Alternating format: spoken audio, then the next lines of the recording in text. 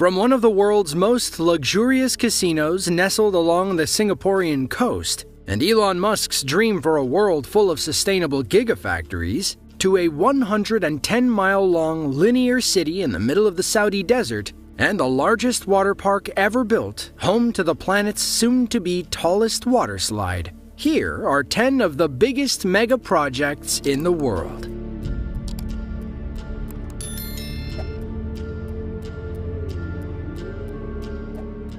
Between 1998 and 2004, the Petronas Towers in Kuala Lumpur, Malaysia, were the tallest buildings in the world. At 1,483 feet, the Malaysian twins were only 33 feet taller than the Sears Tower in Chicago, which then became the second tallest building in the world, or maybe the third. The Petronas Towers held that title until the construction of Taipei 101 in Taiwan, but then the Burj Khalifa dwarfed everyone in 2010, standing 2,717 feet tall. Still, the Petronas Towers are the tallest twin skyscrapers on Earth, and home to National Petroleum Limited, a Malaysian oil and gas company commonly referred to as Petronas. The $1.6 billion towers also feature the world's highest two-story bridge between the 41st and 42nd floors. You can head up to the observation deck on the 86th floor for an even better view of the Malaysian skyline.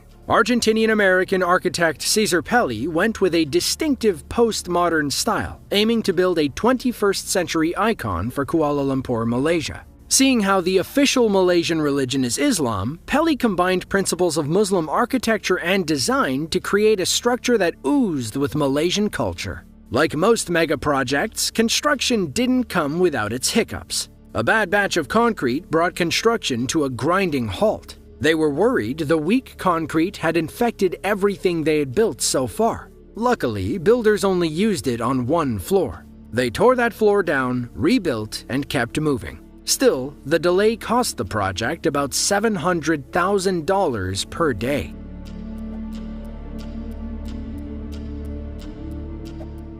In the mid-2000s, Singapore decided it wanted in on the casino game. They'd just lifted a 40-year ban on gambling, hoping to bolster tourism and boost their economy. Many world-famous names competed for one of two spots, names like MGM Mirage and Wynn Resorts. In the end, Las Vegas Sands, which owns the Venetian Casino Resort in Vegas, won the first of two spots. Thanks to their vision of a $3.2 billion gambling and entertainment district called the Marina Bay Sands. They put up nearly $4 billion to invest in the project. That's on top of the $1.2 billion paid for the 6 million square foot site. But thanks to labor shortages and rising material prices, the total development cost was estimated at 8 billion Singaporean dollars as of 2009, or about 6.8 billion US dollars. They called it the most expensive standalone resort property ever built. But unlike some mega project ideas, they actually pulled it off.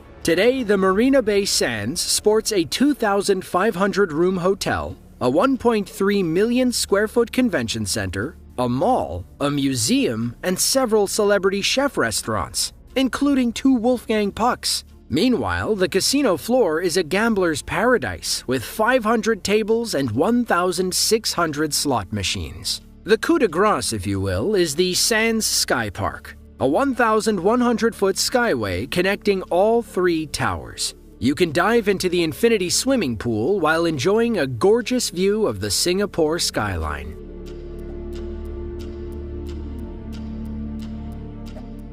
It was billed as a $100 billion luxury city, a living paradise on Earth. But as of today, Forest City, Malaysia is a ghost town full of empty roads and deserted high-rises. In 2006, a Chinese development firm called Country Garden announced their plans to build the massive city. It was a 20-year project set in Johor Bahru, a Malaysian city north of Singapore. According to Bloomberg, the Malay government saw how successful Singapore was with tourism and wanted to cash in. The original idea, pitched by Malaysia, was to build a new metropolis near the causeway connecting Singapore to Malaysia. Then, Country Garden stepped in with their $100 billion Forest City idea. which involved building artificial islands a few hundred yards off the Singaporean coast. Country Gardens sold the dream of luxury apartments, hotels, offices, golf courses, and tech parks to eager Chinese investors who sank thousands of dollars into the soon-to-be-built apartments. Developers anticipated that 700,000 people would quickly move into the new city. As of 2019, only 500 call it home. According to Business Insider, the population has supposedly grown to a few thousand, but it's still less than 5% of the expected residents. So, if you wanted to, how much would it cost to move to Forest City? Unfortunately, prices have skyrocketed in recent years. In 2017, a Forest City apartment only cost about $170,000. Today, they cost about $1.14 million. You're better off buying in Johor Bahru, where the average sale price is about $141,000, and there are actual signs of life.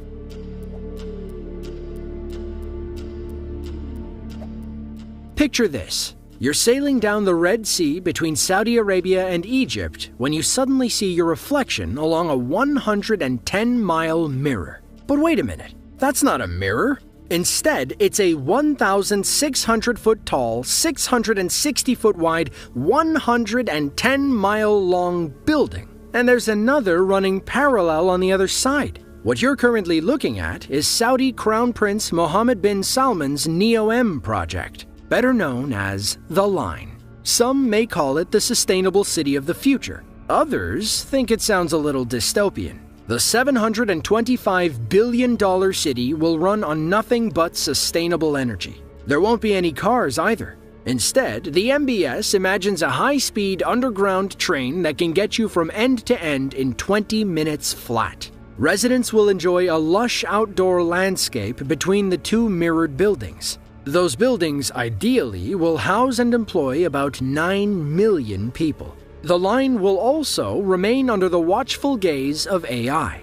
MBS says it's to use data models to find ways to improve the city, but it sounds a little matrixy to us. It's all part of something called Vision 2030, which aims to make the oil-rich country the world leader in sustainable innovation. Work began on the line in late 2022, with drone footage coming out in October showing what looks like the initial groundwork. According to Saudi officials, you could be living in the line as soon as 2023. Or is it on the line? What about at the line?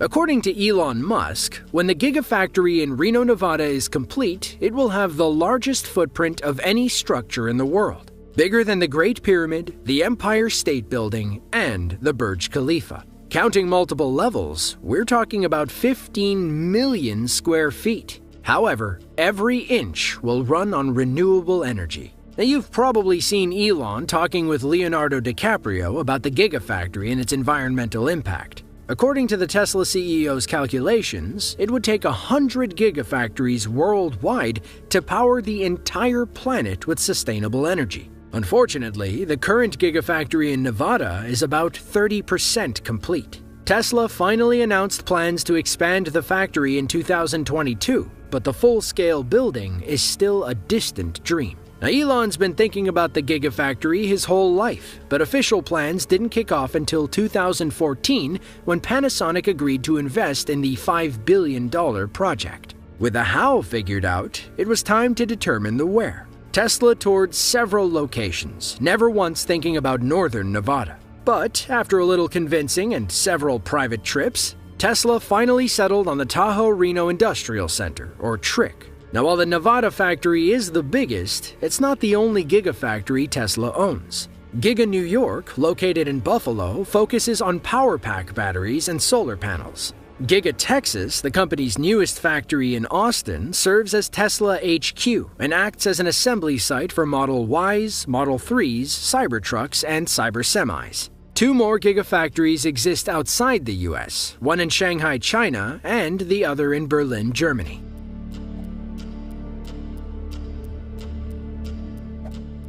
Jubail, Saudi Arabia used to be an ancient fishing village on the Persian Gulf. It was full of deserted suburbs until the mid-1970s, when an American engineering company called the Bechtel Corporation broke ground on the largest industrial city in the world, spanning more than 687 square miles. Upon its completion, the new site contributed to about 7% of Saudi Arabia's total GDP. At the turn of the millennia, the Saudi royal family decided to expand operations in Jubail, and Jubail II was born. Considered by many to be the world's largest civil engineering project, Jubail II sought to double the city's original size. The project provided housing for 120,000 new residents and built a brand new 18,000-student university. Today, Jubail is a major player in the global energy market, attracting the best and brightest tech and business minds across dozens of countries. When it's done, Jubail II could make them the major player.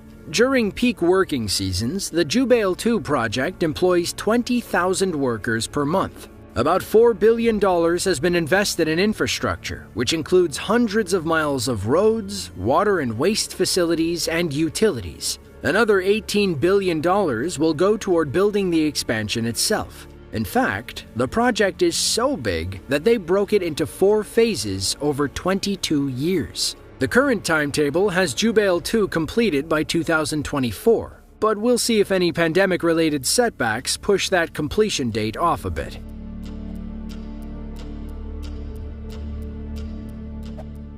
Lusail is the second largest city in Qatar. If you watched the 2022 World Cup Finals, you might recognize Lusail Stadium, the largest of its kind in the Middle East. The Qatari government built the Lusail and 7 other stadiums specifically for the World Cup, costing about $6.5 billion. Some experts estimate Qatar spent some $200 billion over 12 years to make the World Cup happen in the first place, not to mention the countless human rights violations. According to Bloomberg, a chunk of that change went toward building Lusail City itself, a mega project that cost some $45 billion. The area was still a desert when Qatar won the World Cup bid in 2010. They wanted to have it finished before the event, but according to ESPN writer Mark Ogden, the city feels more like a dystopian scene straight out of a Christopher Nolan movie. When it's done, Lusail is expected to house about 450,000 people, including 250,000 residents, 190,000 office workers, and 60,000 retail staff members. One day, all of them will get to enjoy Aquatar, the world's largest water park. Considered to be the crown jewel of this artificial city, Aquatar will feature 36 water slides and attractions alongside a 279-foot tower, home to the world's highest water slide. When it's done, the park will cover about 300,000 square feet. They expected it to attract 50,000 visitors per day during the World Cup, but you can't ride a half-built water slide, can you?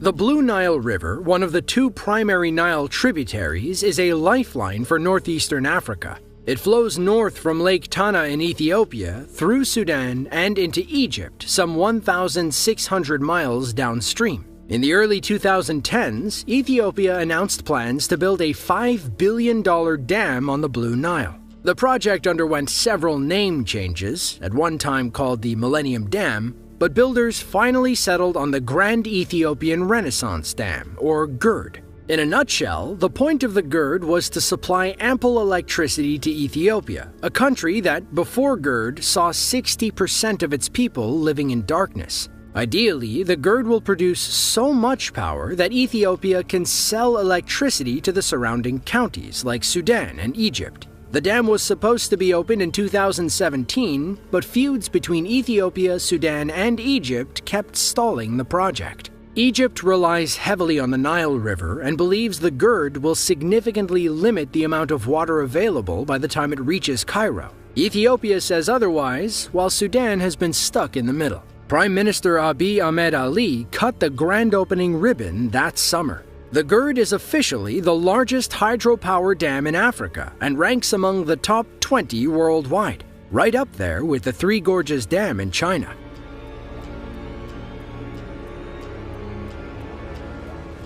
In January of 2008, the UK decided it was time to expand its nuclear energy capabilities. After some negotiations and budgetary conversations, the idea for Hinkley Point C was born, joining the ranks of Hinkley Points A and B. At the time, Hinkley B was the UK's most productive nuclear power plant, but it closed in August of 2022 due to old age. Thankfully, plans for Hinkley Point C were already underway, plans that now have a £25 billion price tag. But it wasn't always that expensive. EDF is the French energy company spearheading the project. They wanted to have the plant open and operational by 2025, but several setbacks and a global pandemic kept pushing the completion date. According to the BBC, the limited number of workers allowed on site during COVID cost the project more than 500,000 days of critical work between 2020 and 2021. When it's done and paid for, Hinkley Point C's twin-unit reactor will be able to produce 3,260 megawatts of low-carbon energy for the next 60 years. By comparison, a typical coal plant only produces 600 megawatts of energy. According to EDF, Hinkley Point C will provide enough clean energy to power 6 million homes until the 2080s.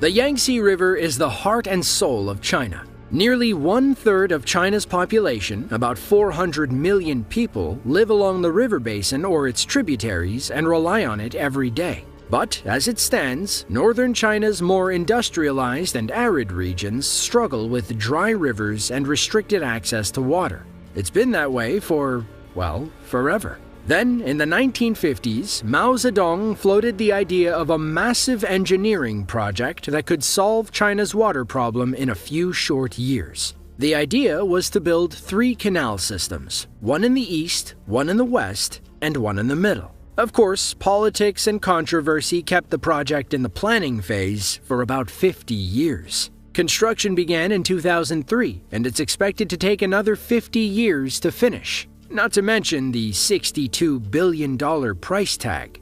Fun fact, that is more than twice the cost of the Three Gorges Dam. When it's done, the South-North Water Transfer Project will divert 44.8 billion cubic meters of water annually to drier areas in northern China. It'll also link China's 4 main rivers: the Yangtze, the River, the Huaihe, and the Haihe. If all goes according to plan, water diverted from the Yangtze River near Yangzhou City will travel east along existing channels to the Weishan Mountains of Shandong. From there, it'll cross the Yellow River via a tunnel and flow into Tianjin. The central route will divert water from the Han River to flow up to Beijing. They wanted this leg finished in time for the 2008 Olympic Games, but only about a fourth of the route was built. Finally, the western route will divert 4 billion cubic meters of water from 3 tributaries along the Yangtze and send it about 300 miles across the Bayankala Mountains and into northwestern China. If you enjoyed this video and want to see another just like it, be sure to click the link on screen now. With that, thanks for watching and be sure to tune in next time.